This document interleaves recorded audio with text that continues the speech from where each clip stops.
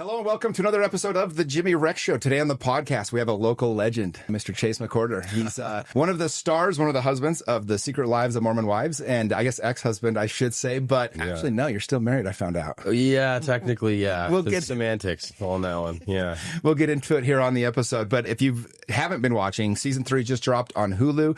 And so we got the exclusive interview to talk about how it's been so far this week for Mr. Chase. Dude, welcome to the show. Thanks, man. Stoked to come on. Yeah, it's been a big week, dude. Dude, big week for you guys. What's been the response to season 3? I was stoked because, obviously Miranda, it has been, I think people have seen a little bit more of her and started to realize that she's like the coolest, chillest person ever. And people love Miranda. And I think that's what I knew they would with time. Obviously, I have a couple of those.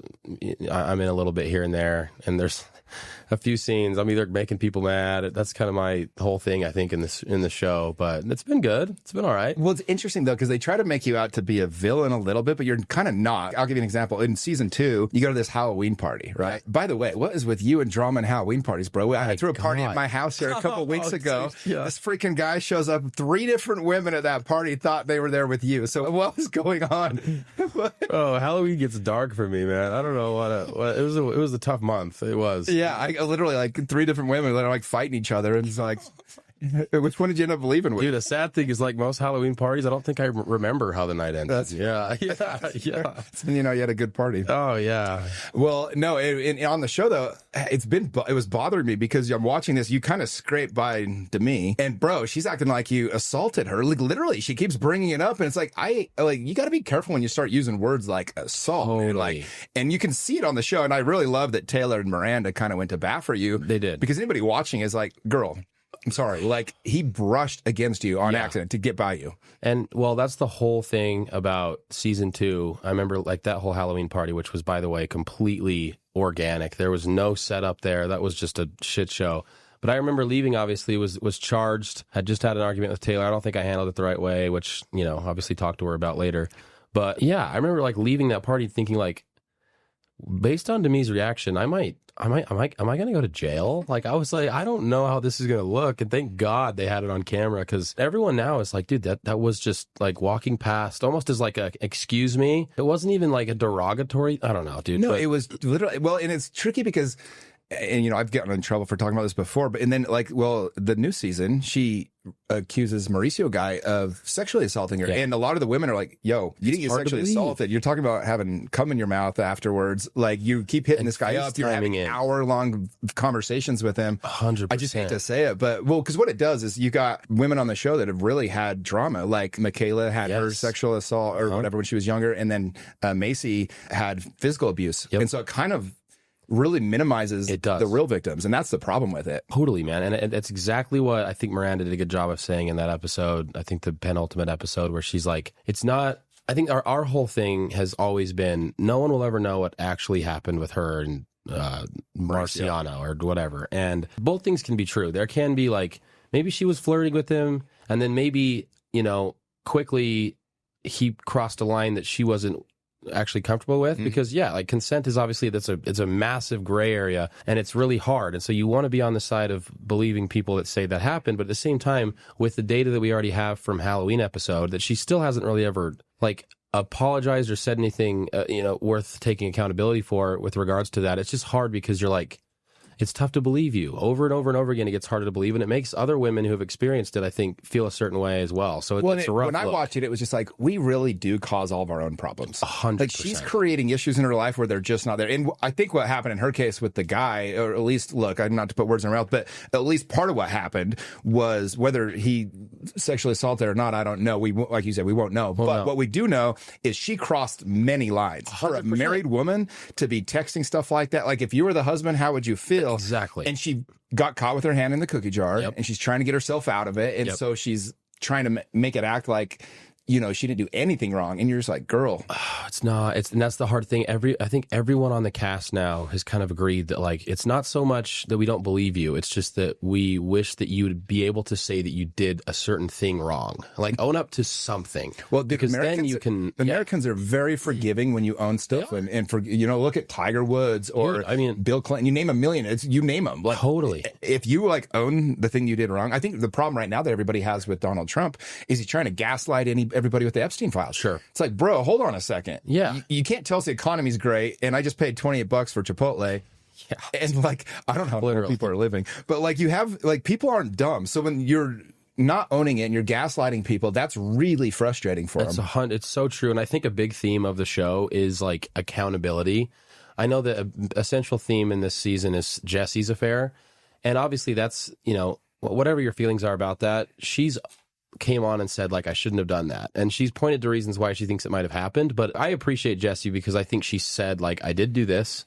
This is what happened. And I think if you do that, you admit to what your wrongdoing is, people can then eventually forgive you. But if you don't give them the chance to forgive you because you keep backing yourself into a corner and never, ever owning anything, it's just hard to, like, want to be around someone like that. I remember one time I did something to really break a friendship. It was one of my best friends. And I realized later what I'd done, and I just went to his house, dude. It was on a Christmas Eve. It was a big deal. We didn't talk for 4 months, and we were best friends, Really? And I just owned it. And I just told him, I said, this is what I did, and this is what I thought, and this is why I did it. This was what I was experiencing.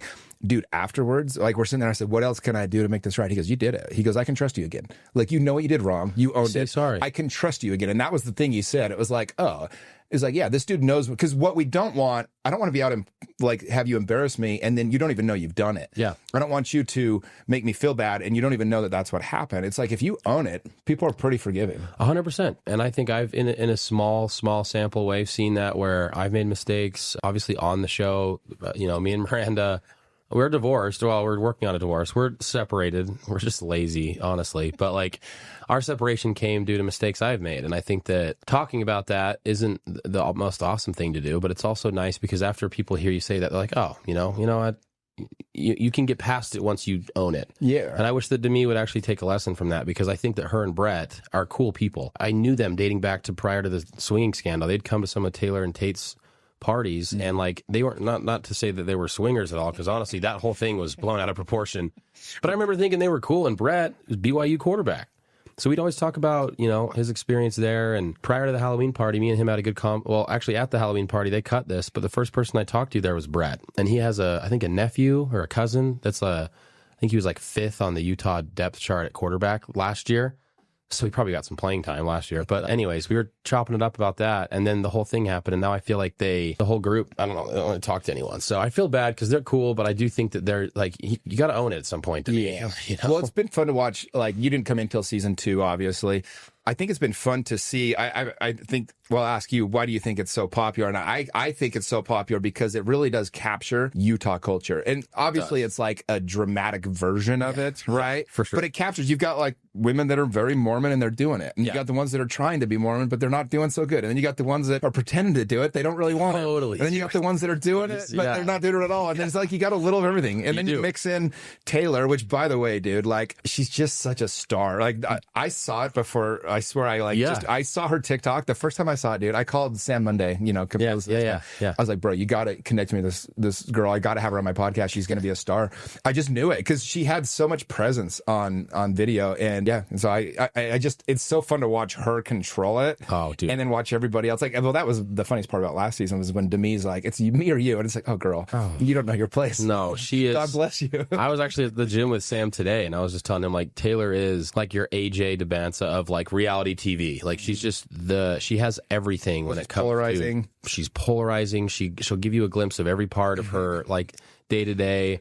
She's also, she can rage on you. I've been on the bad side of that a few times, like, not trying to go back to the bad side of Taylor because she is, like, she's a powerful person. And, but she's also very likable because she owns what she does, Going and back to she'll that. talk about it. Yeah. So I think that's actually kind of her superpower. Well, dude, episode 10 left us with a little cliffhanger with you and Taylor, bro. Something brewing there or what? Can you talk about it? Dude, yeah. I mean, it's funny, man. Like, I obviously watched back season 2. Like, when that first came out, season 2, I watched the Halloween episode. And that was, first I'd kind of relived it since it actually happened. And I was so mad that night that I feel like you kind of black out a lot of things just because it was like yelling and you're stressed and there's cameras.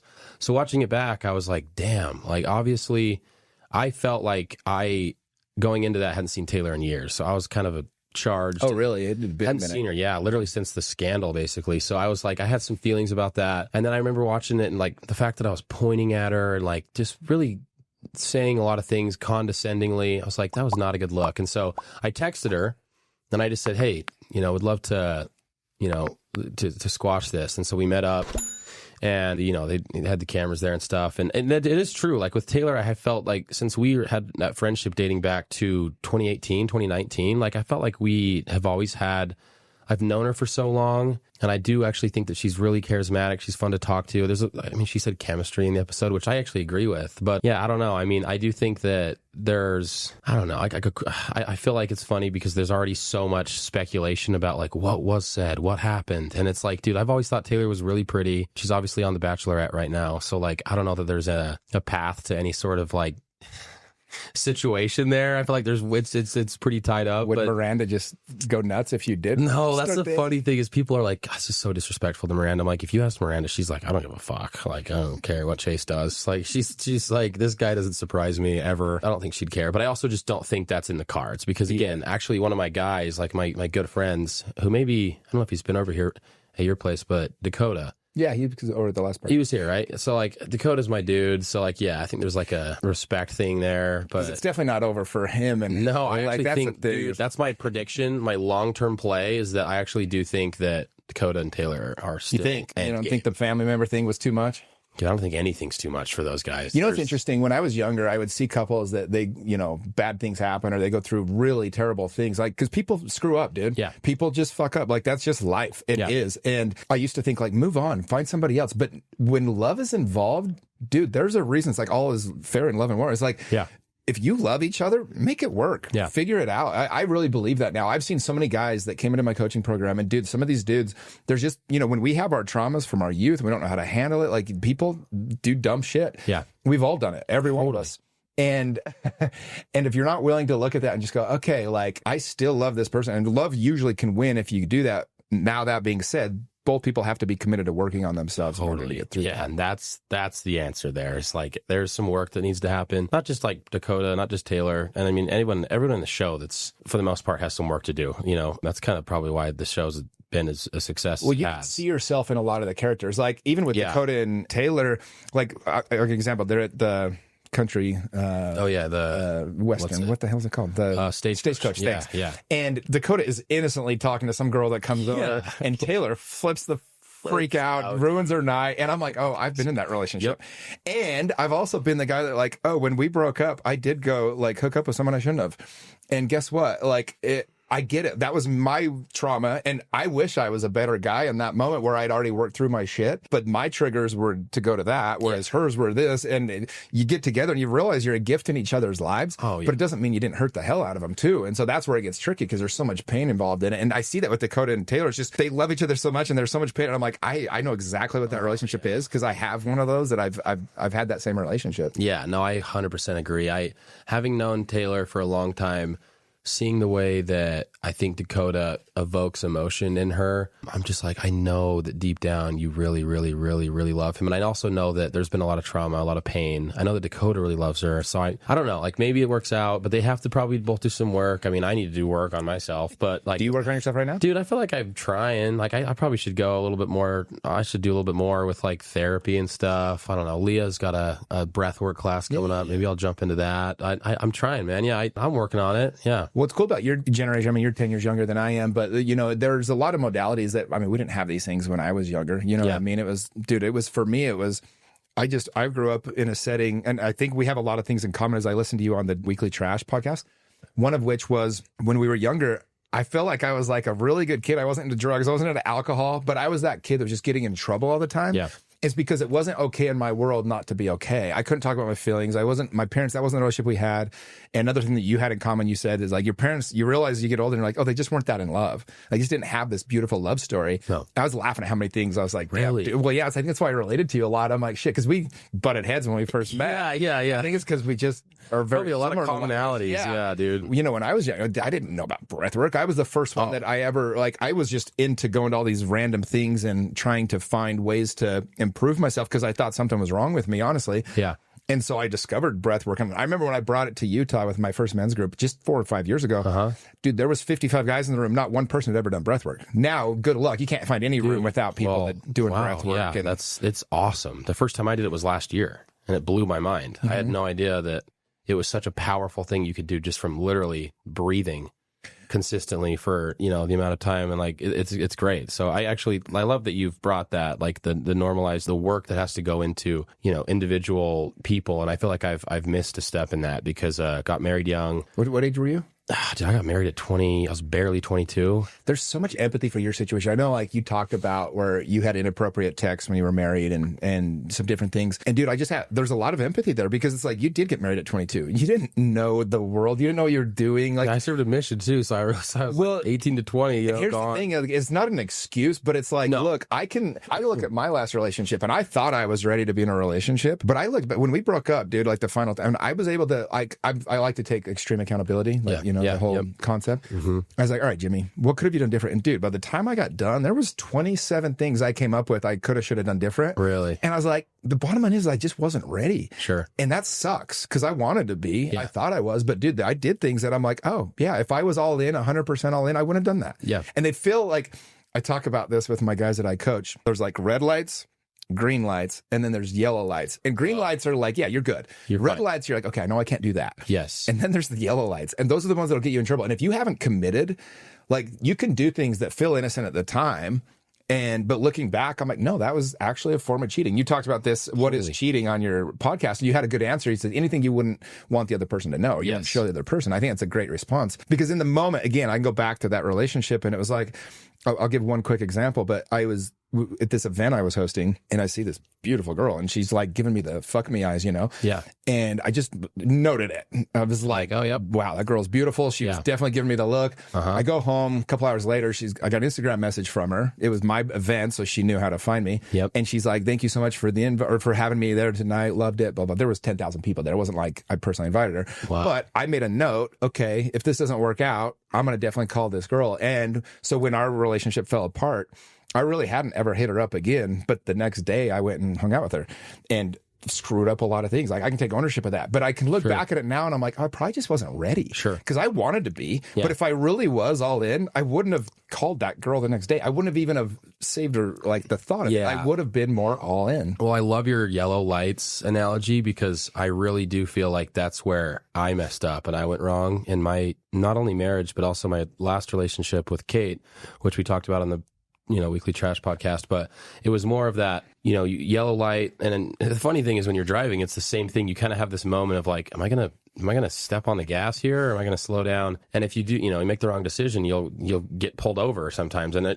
anyways, there's consequences that come with that. And I feel like the yellow lights thing's a great comparison because I didn't ever feel like I was going into it to deliberately cheat on Miranda. But I also think that in hindsight, I look back and I'm like, yeah, I don't think that I was like, I don't an excuse, but I for sure consider myself a cheater, but that was probably cheating, that was cheating, and that's how I look at it too. And then and then you have to deal with the worst part of it is not getting caught. The worst part is not getting caught. The worst part is realizing that you're like, I just really hurt someone that I care so much about. And you have to live with that. So, it's tough, dude. Well, that's the other hard part because as a guy, I know I went into this a little bit. You start to try to deflect or defend it a little because you don't want to admit that you hurt the person. Totally. And that hurts them even more because now they feel unseen and they don't think you understand what you did.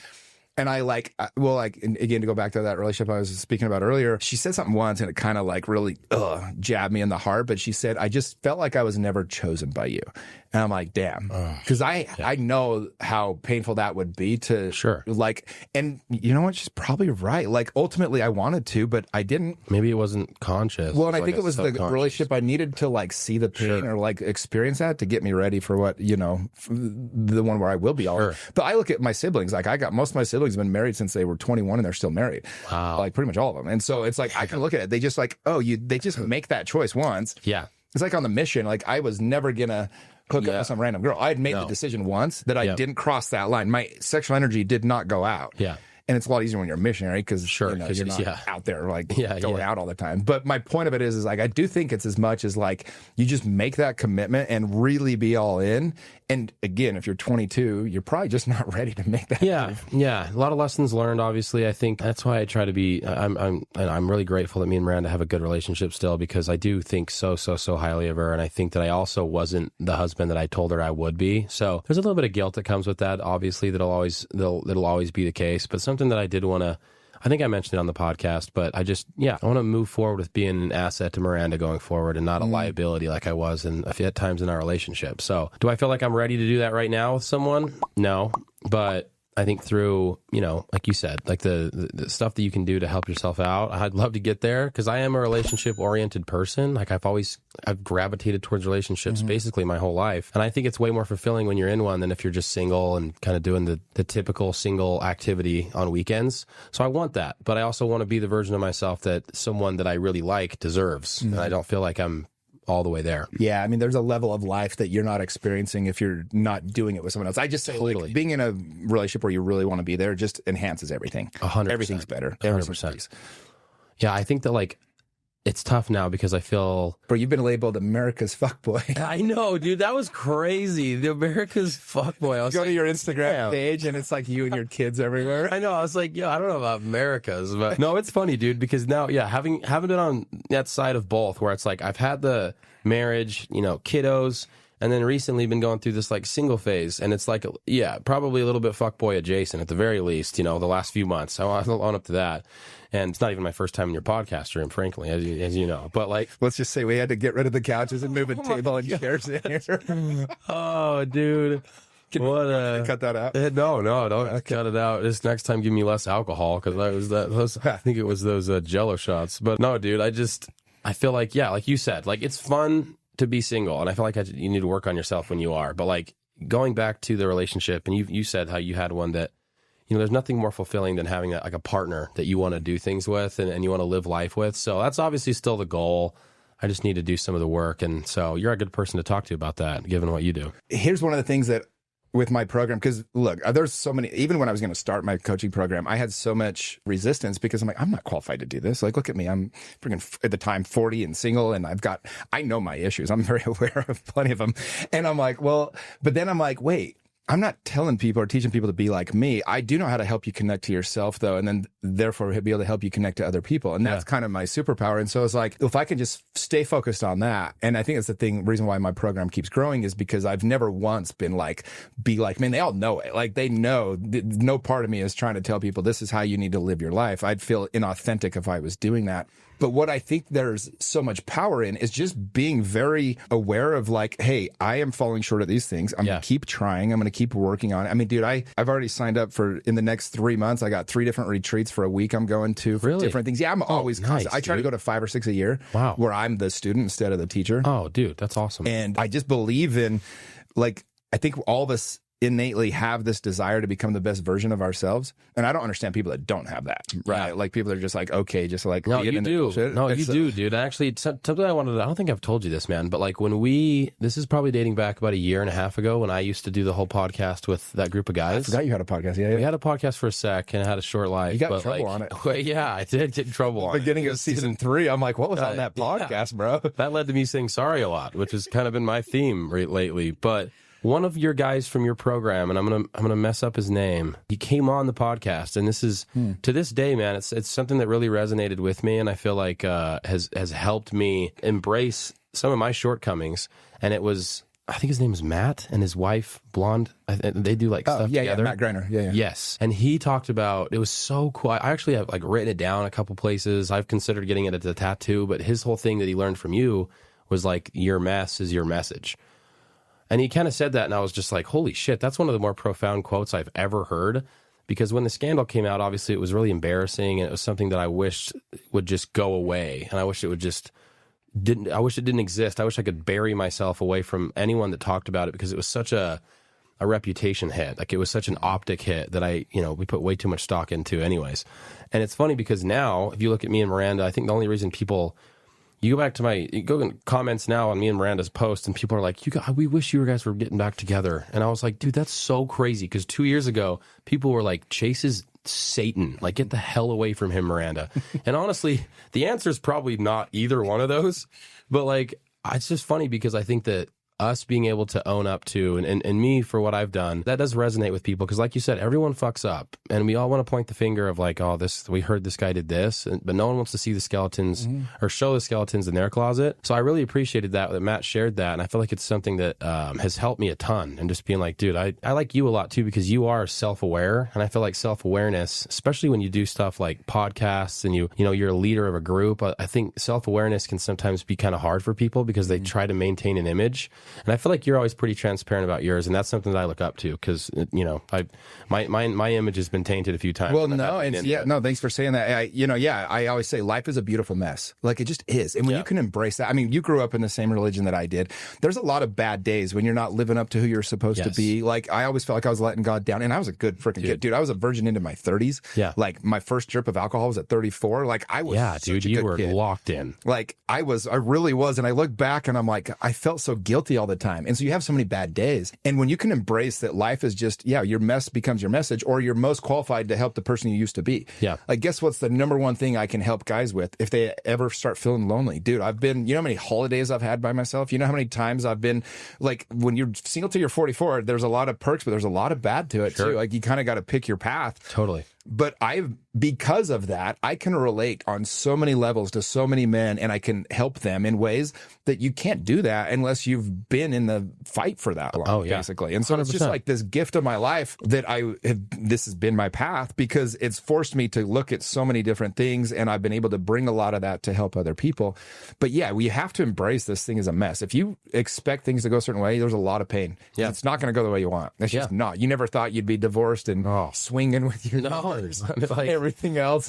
But guess what? Because of that, you know how many people will be able to relate to that story and be like, you know what? Chase and Miranda are like, look how they co-parent. Yeah. Look how well they get along. Look at how they dealt with this pain and this trauma that they had in their lives. And now, like, you are a model couple of what it looks like to be healthy parents co-parenting after divorce, Oh, dude, that means a lot. Because again, my parents, and you relate to this, where they, I think, optic-wise, tried really hard, and the generation above us did this, where they like want to maintain the look of doing everything right, and that's like a huge thing to try to do, and it's exhausting. And like you said, we all fall short, anyways. But I think what's nice about me and Miranda is we're the exact opposite. Where like my parents, they did a good job of maintaining the image. Like I always had like when I got a little bit older, we had a nice house, like nice cars. Like my parents, I grew up in an affluent neighborhood. Always felt like, if I want some new shoes, get new shoes. So we had that image of like a family. We all went on missions, so we checked a lot of boxes, but my parents just didn't like each other. And I think that like me and Miranda are the flip side of that, where it's like, dude, our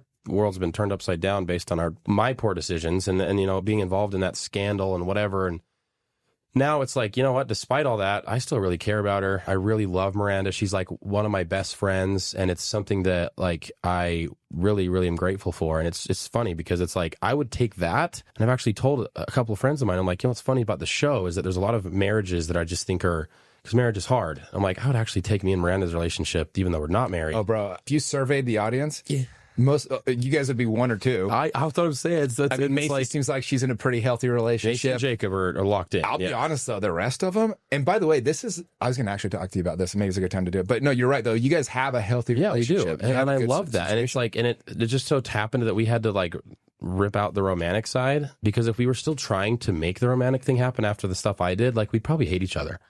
And so, I'm grateful for the fact that we're so close and so like, I mean, I stayed with her in New York the whole time she was doing press, and everyone's like, dude, you guys like hooking up? And I'm like, no, like I would tell you if we were, I haven't been really shy about that. No, but like, we're just friends, and I really appreciate that. Well, it's still, you see the love that she has for you. I mean, she's gone to bat for you multiple times on the show. I love it. I'm like watching it. I'm like, hell yeah, that's, dude, she's so because every guy wants that, right? Yes. You want your woman to go to bat for you, whether it's your ex-wife or your current or whatever it might be. I was going to say, though, you can see the strain that it's been putting on the couples on the show. Dude. And I got to ask, well, okay, my biggest concern with the show is they're not very good friends to each other. Let's just call it out what it is, dude. They're actually really terrible friends. I don't know how good of friends they actually are in real life. I think they're decent friends. Are they forced to hang out or what? Because they're either terrible friends, and it's giving this model of. I was with a buddy the other day. He was getting surgery, and so I flew out to spend a day with him. And he had his knee up and needed some help, and so in Colorado. And we watched an episode. He'd never seen it, but really? He grew up Mormon with me. Oh, nice. And he's like, all right, let's watch it. What are you talking about? And I was like, I don't know if this is entertaining because I know everyone, or if it's actually entertaining. But I want your opinion. Yeah. And his takeaway, he has a daughter that's 12, and he goes, bro, I'm terrified. Like, this is the world my daughter's living up with. I don't want her having to like have deal with shit like this. These friends are terrible. Yeah. And so I don't know. It looks like it's been really hard. Do you think a lot of the women, I don't think any of them regret it per se. I know a couple of the guys do, but what do you think? No, I think that like most of the girls, like the girls are truly, it's so crazy to say this because like people joke about me a lot. Like I am such a background dancer in this whole thing, and it's just because of my proximity to them. You're pretty good, man. But I have a good time. I think it's fun. But like the girls are truly, they're famous. Like you go to any city and you walk around with Miranda and Layla, like anywhere I go with them, and people are like, oh my God, I can get a picture. Like in London, dude, with Dakota.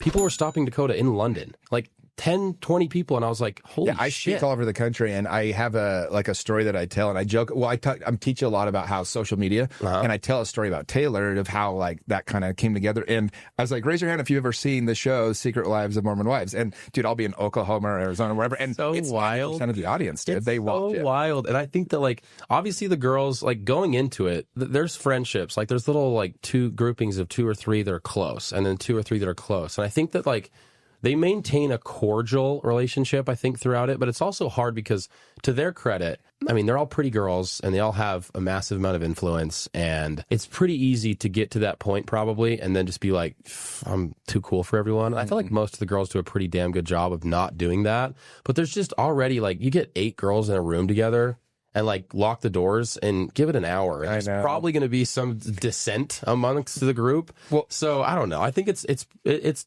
toxic for sure. I will say they're good at causing drama. Oh yeah, they are really good at creating drama. You know. Yeah. There's a lot of that, and but you see the other side of it too. Though you see them work through some things. You know, and they see them like sit down. One thing I like that they do on the show, whether they plan it or that's just how these women are, but they sit down a lot and they talk about it. They do. My number one thing in life, dude, is if I have a problem with you or you have a problem with me, let's talk. Talk about it. I have no respect for the person that just goes and blabs their mouth about somebody. Like, let's talk. If you don't like me, let's sit down. If you don't agree with me, let's sit down. Yeah. I'll have any conversation anytime.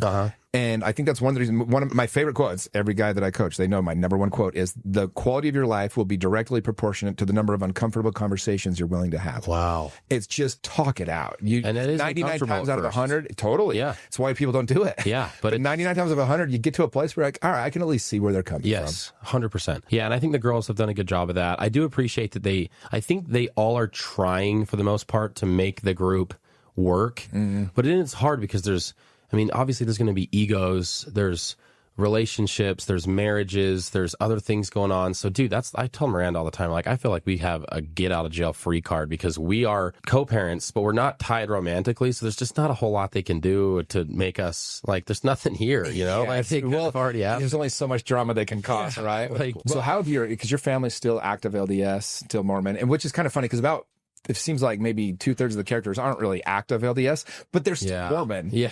I like to say to people, because I grew up Mormon, I've never removed my records. Maybe I will one day. I haven't decided yet. But like when people are like, are you still a member of the church? I said, no, but I'm Mormon. Oh, Mormon, yeah. That's my heritage. That's my culture, right? Sure, totally. So I'm totally in on being Mormon, but I'm just not a member of the church. How did your parents take it when, well, I guess first with the swinging scandal, like what was that experience, bro? When all of a sudden you're all public everywhere. Rough, man, because leading up to that, we were maybe a little bit inactive. We weren't going to church like every Sunday, but we were still kind of like, if you asked me, I'd be like, yeah, I'm Mormon, you know? And I remember kind of going through a faith deconstruction there where I was like, you know, we had our first son or our first kid. And I was like, okay, am I going to do this? I don't want to half-ass this. So I'm either going to do it all the way and go get a calling and like go to church, or like, if I don't believe this, I'm just not going to do it.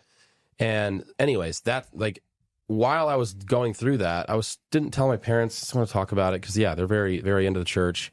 And then the swinging scandal comes out, and I was like, oh God! Like, not only did my parents not know that I drink or that I smoke, they also didn't anticipate that I was you know, hooking up in the shower with Miranda while Taylor and Tater over here and like do whatever, like swinging. They make it sound like it's a huge orgy party, which it wasn't. But at this point, kind of wish it was. By the way, let me ask you a quick question. And it sucks being misunderstood, especially for the first time if you haven't experienced it at a high level. Like, I feel like I'm a very misunderstood person until people get to know me. And so it can be kind of threatening when you hear people publicly, they just totally misunderstand you. Yes. And that whole thing feels like, I can only imagine how misunderstood you feel, because it was so different. Like, having talking to you, it's very different than what was perceived. Such a departure from what happened, but at the same time, it was like, yeah, there was some weird stuff going on for sure. But it, like, we weren't just having orgies every Saturday. But like, it was tough because, yeah, my parents immediately are like, whoa, like, that's a lifestyle that we don't condone. You know, you've been taught not to do those things. And so the silver lining is I ended up being able to, like, it was kind of the push that I think I needed to eventually have the combo with them, where I just said, you know what, for me, I don't think this is for me. Like, I've actually made the conscious decision to remove my name and step away from the church. It's not something that I would ever push my brother into or my sister. Like, I want them to do whatever they want to do. But for me, I think it's the right move. And it was tough for, I think, both my parents to hear that. My mom got over it really fast, and like, we're really good friends. My dad has a hard time with that still, because he's, again, if you go back to his childhood, like, no dad, 8 siblings, grew up with no money, and they, like, the missionaries hit my grandma's door, and she was smoking a cigarette, and like, they converted, and it like worked for him. He went to BYU, became a pediatric dentist, and like, his whole life is kind of worked out because I think, and he gives a lot of credit to his faith, you know, mission. It gave him like balance. It gave him a base. Yeah, it gave him like a path, and like, he didn't have a dad. So like, I have a lot of empathy for my dad, because I'm like, dude, it worked for you. It's also okay for me to say that, like, it doesn't really work for me because I had a different upbringing than he does. But yeah, I think that I mean, now it's been a couple years and they just know kind of where I stand. But at first it's hard, man. Like, it really is. Like, the Mormon culture it's funny because, like you said, it's captured really well in the show, where there's just so many different levels of belief within friend groups. Like, there's, you know, Macy and Jacob, I think, go to church like pretty regularly. Yeah, they're active. And like, then there's, you know, there's Jesse and Jordan, who I don't think they probably wouldn't say they're Mormon anymore. I'm not really sure. Then there's me, and I'm like, I have my name removed, but I grew up Mormon.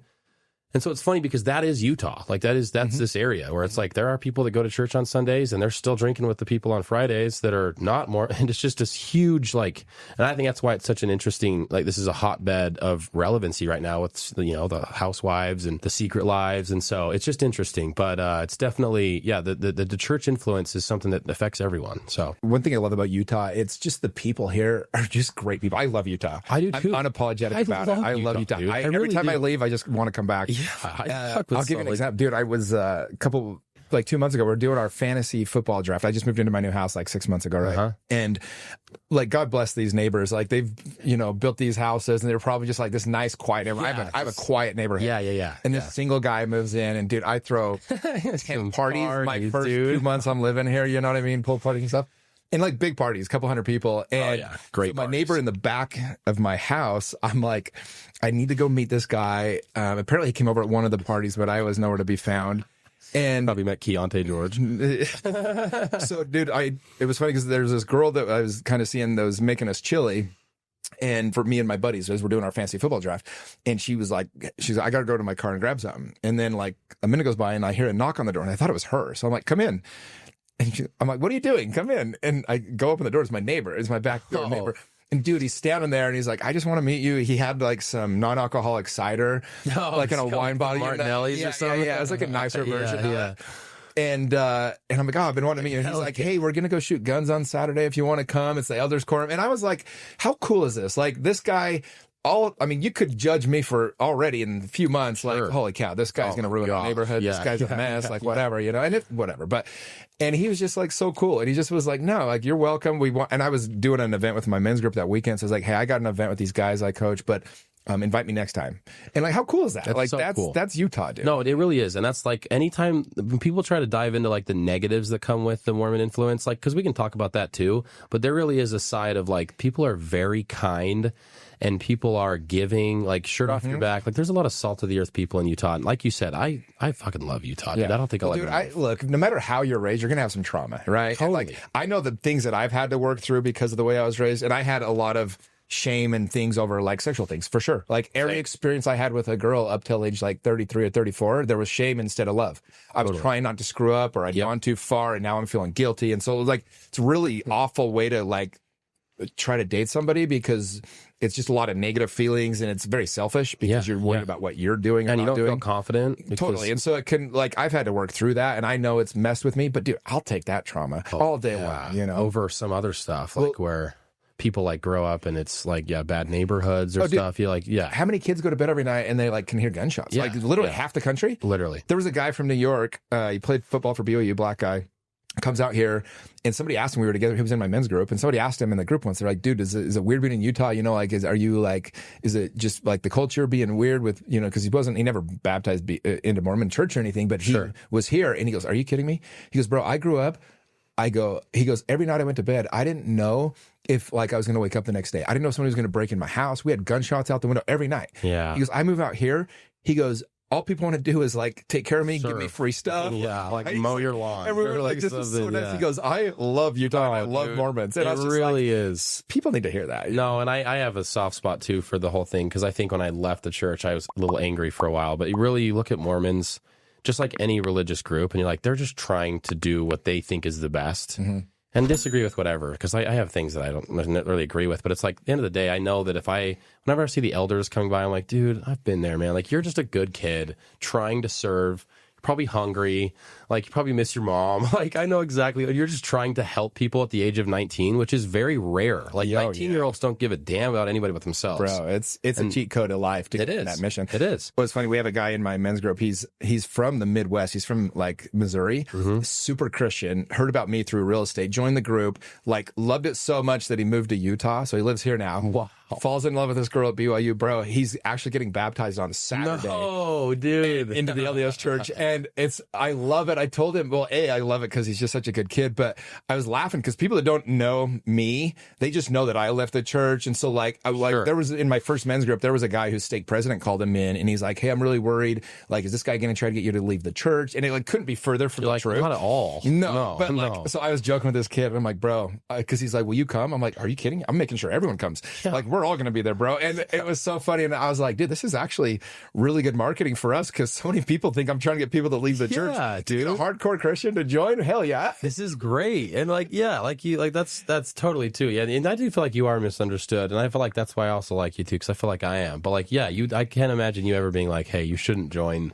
this religion because of what I think. You said, I think everybody goes through like a deconstruction of their faith, right? And I think I was in the privileged place of I didn't have a single decision in my life that was irreversible because of my membership in the church. So what I say to people, I've actually counseled a lot of people that like have left and they seem bitter because they come to me all the time. They're like, you're not bitter. Like, what did you do? How'd you do it? Yeah. And I teach them a couple things. I said, well, number one is like, if you're going to blame the church for everything wrong in your life, you better give it credit for everything right. Totally. And ultimately, I kind of like where I'm at in life. So ultimately, like, I'll take it, right? But then another one is like, if you're fighting with your parents, this is actually, I tell people this all the time too. Like, imagine being the parent. Your dad is a great example of this. Yeah. You've done everything you possibly could to help give you the best life you could. And you truly believed in your soul 100% that being in the church was the way to do it. Yeah. And like you said, it works for maybe 80% of the people.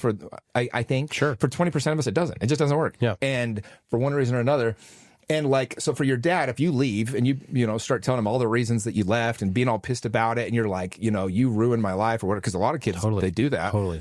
Think about the pain that parent has to have, right? Yes. And so you've created a situation where they can't accept you leaving because of the amount of pain it causes them. Like their brain literally won't let them go there. That's a great point. So they fight you on it. Yeah. Whereas if you go to them, so this is the advice I give people to say is like, go to your parent and say, hey, I don't think I've ever thanked you for raising me in the church, because even though it's no longer like my path, it was right for me till it wasn't. Yeah. And I'm just grateful that you raised me with so much love and tried so hard to give me a good life. Yeah. When you do that, you immediately, the parent goes, oh my gosh, they don't think I screwed up. They don't so hate me for it. Yes. Yeah. And it's so true. Like that's true. How I look at it. I was like, God, thank God I was raised in the church. Like, who knows, Oh, dude, that's such a good point. I don't think I couldn't have been a good person out of it, but I know that it worked this way. It worked. It's like, I'll just take it. But straight up work. Going to your parents and saying that, like there was this one girl, she was so bitter and she's like, my dad tried giving me a blessing. I go, stop. I go, let me just painting you a picture. I was like, why not let him do the damn blessing? Yeah, give you a blessing. Like, who cares? It's, if nothing else, it's a father's blessing. Well, that alone is worth something. He doesn't have to have any priesthood or special powers. No, Like I a believe father's in it. blessing. It's an act. It's an act. And I like that you said that, man, because I do think that I had some conversations that were, again, out of anger or resentment and just like feeling like, oh, I wish that I could have take all this back because I don't believe it anymore.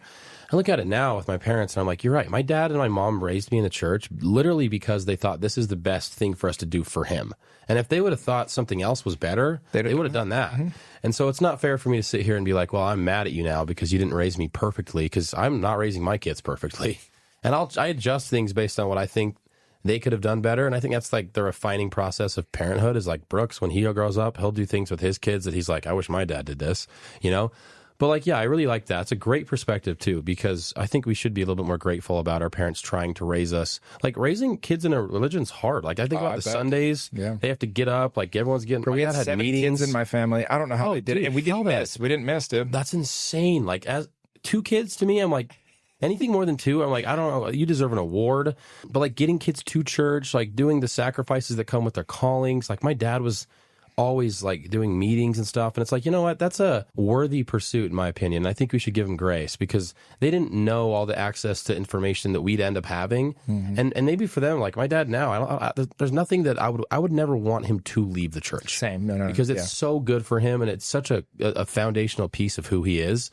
So it would just not, it wouldn't be him if he like were to leave. Like I don't want to impose my beliefs on him. And that's simply what I'm asking him to do with me. And I think he's done a decent job of it, where it's like, I don't want to believe it. I don't want to follow it. I want you to do it though. So I think even like for people that leave the church, like communicate it. Like, hey, like this is what I enjoyed. This is what I like. Because all of a sudden, you know what I mean? It's like I told that girl with the blessing of her dad. And I could tell she really loved her dad. I'm like, you guys are close. She goes, yeah, but it's just this thing has really come between us. I said, if you could give your dad his favorite dream car, like it was gifted and you could just create that, would you do it? She's like, of course. I go, how happy would that make him? She's like, oh my gosh, so happy. I go, would he be happier for that car or if you went to him and asked him to give you a blessing? She's like, shit, I'm doing it tomorrow. And she did. And she was just in tears, dude. She called me. She's like, that was the best experience ever. Good. Like, yeah. And another way to look at that is like if someone from like the Buddhist religion came up to you and said, hey, I'd love to bless you with however they do it. It's like, would you turn them away? Well, so something kind of funny on that. I go to all these different countries, you know? And so when I go to like Indonesia, I did the Buddhist things, right? Yeah. Or when I would go to Saudi Arabia, we went into the Holy Mosque and we did their prayers and stuff. Well, I went to freaking Jerusalem and I went to the wall.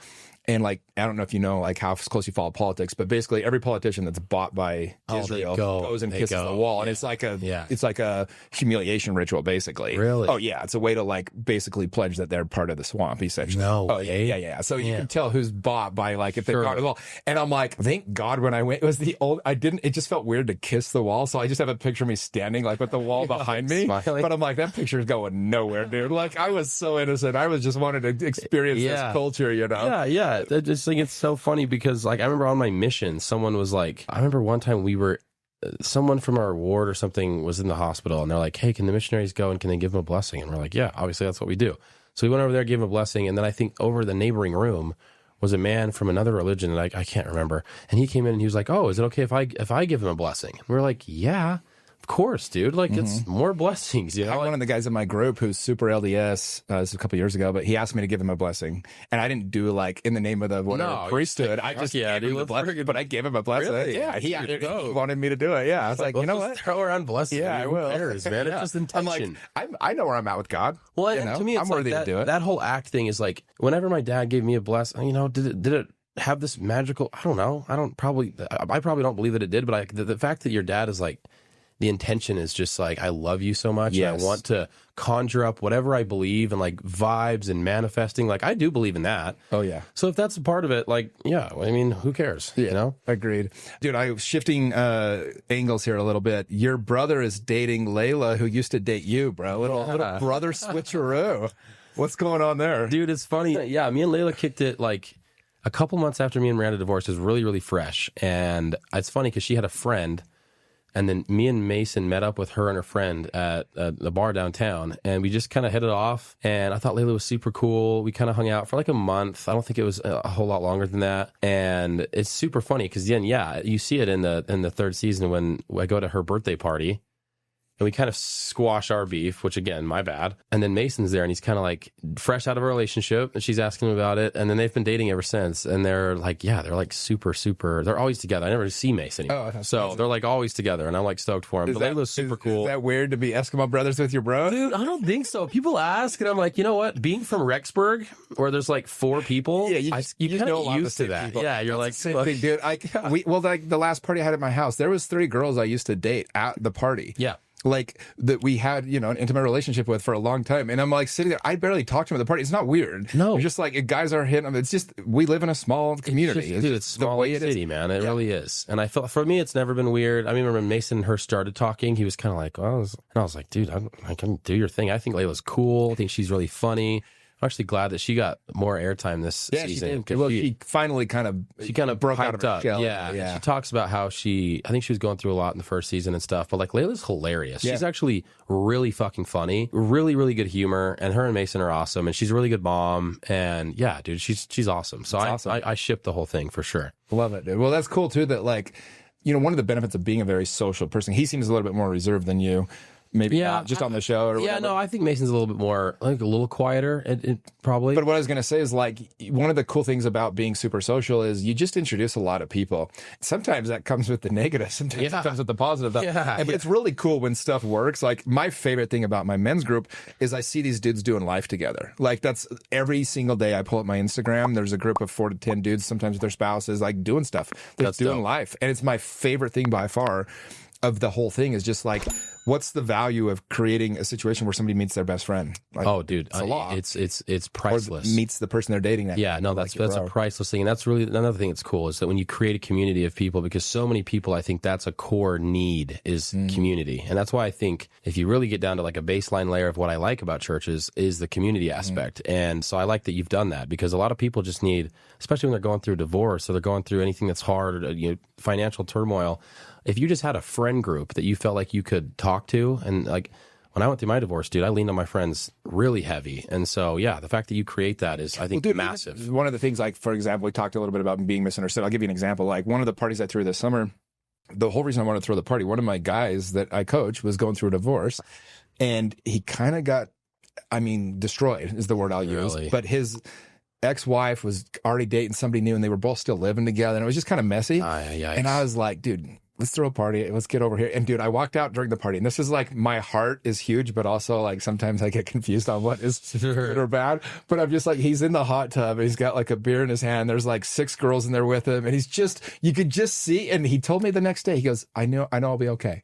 And it's like, people might see me and be like, Jimmy's a degenerate. But I'm like, no, dude. I'm playing another level here, that's dude. So dope, that dude. To me is like, I love that shit. I've had so many of those experiences. I'm like, if I can help him know that he's going to be okay when he didn't know that yesterday, then I'll take people misunderstanding me as being a fuckboy or a degenerate or whatever you want to call me. You know what I mean? I don't care. Oh, dude. And I love that, man, because it really doesn't, the less you put stock into what the, people are saying, the better, obviously. And yeah, doing that for your guy. Again, when I had my divorce, it was really tough because I had my guy friends, but it was like winter time. It was like the January, February, that like really rough stretch in Utah where it's like dark and it's got Christmas is over. Planned this winter already. I'm gone the whole winter. You have January, February, March. I'm gone like the whole time. It's so depressing, and it was like that compounded with the fact that I was getting divorced. And then I remember just like every free moment that I had that I didn't have my kids, I actually ended up being like with my guy friends. Yeah. Whether it was just like watching a game at the break or we were, hanging out at someone's house. And it was so crucial to me being like, oh, I'm going to be fine. Because if you just, in moments like that, if you're just sitting by yourself. Well, and the problem is when you're in that spot, you don't reach out. No. So like you need a guy like me or a buddy that's like, come on, we're going out. Hey, come on, we're going to this party. Went to a Halloween party again a couple of weeks ago. It was the day after Halloween, but the dress up one? Yeah. Really good party. Yeah. Anyways, and Aaron and Thad's party. Yeah. But I didn't even really want to go. It was Game 7 of the World Series. That's right. And so I'm watching the game. I'm dressed up watching the game because I was like, hey, guys, as soon as this is over, we're going. But I know it's one of the best parties all year. My God. There were like 2 male models and they're gay. So they invite every girl in town to this party. It's like, and everyone goes crazy. It's a great party. Yeah, and like great costumes. Yeah, it's very rare I go to a party and I'm like, hell yeah, this is done right. And they always do it right. Really? So anyway, so finally the game ends, extra innings, and it's like 11:30, and I'm like, okay, but I had two guys that have recently gone through a divorce with me. I'm like, guys, let's go. I got this party. And dude, they had the time of their lives. The one guy's gotten some girls' numbers, the other one ran into some old friends. And it's like, again, it's like you need a guy that's going to be like, come on, we need to get out. We need to go social. Yeah. And I've kind of just taken on that role. I realized a long time ago, if you sit around waiting for people to contact you, nothing's going to happen. No. But if you could be the guy that shows up for those other people, like it's a pretty cool position to be. 100%, dude. Yeah, that actually has like long impact on people. So I think that's really cool. Well, dude, season 4 is already filmed, right? That's kind of weird how they do it. They already cut. Yeah, season 4's done, man. They got a few pickup scenes I think they're doing, but like for the most part, that's done. I think that comes out in like March. So they're doing like every 6 months, and I think so. Yeah. I mean, it's like their #1 show now. So it's still. I just checked today because Miranda was talking to me about it, and it's #1 on Hulu. It's crazy. I just think that's wild. Like it's awesome. Stoked for the girls, but I'm also like, why? Like, you know, like, dude, it's fascinating. People are fascinated by the culture. They're fascinated by, I mean, the women do a great job of being real with stuff. Yeah. And then it's got star power, you know. It's cool. So, ride that pony while they can. Are you getting paid yet or what? Do you get paid? Dude, I don't really get paid, man. Like, I don't think you did because you're the only one that's come on the podcast without needing permission. Bro. Yeah, no, I've had like 4 other ones like set up, like Layla came on and Taylor came on, but a couple others that want to, but they got to get permission. Oh, really? It's just kind of a hassle. I mean, I think that I got paid a little bit for the last one. But it's nowhere near. A little more, bro. Well, dude, I need your negotiating strength because I feel like I'm just like I'm background dancer guy, and they're like, hey, we need you. We want to piss people off and crash a party, but. I don't know. We'll see. I like it, dude. Well, thanks for coming on, man. I'm sure we'll have many more fun times. Dude, thanks for having me. It's been a blast and big fan of the show. Appreciate it.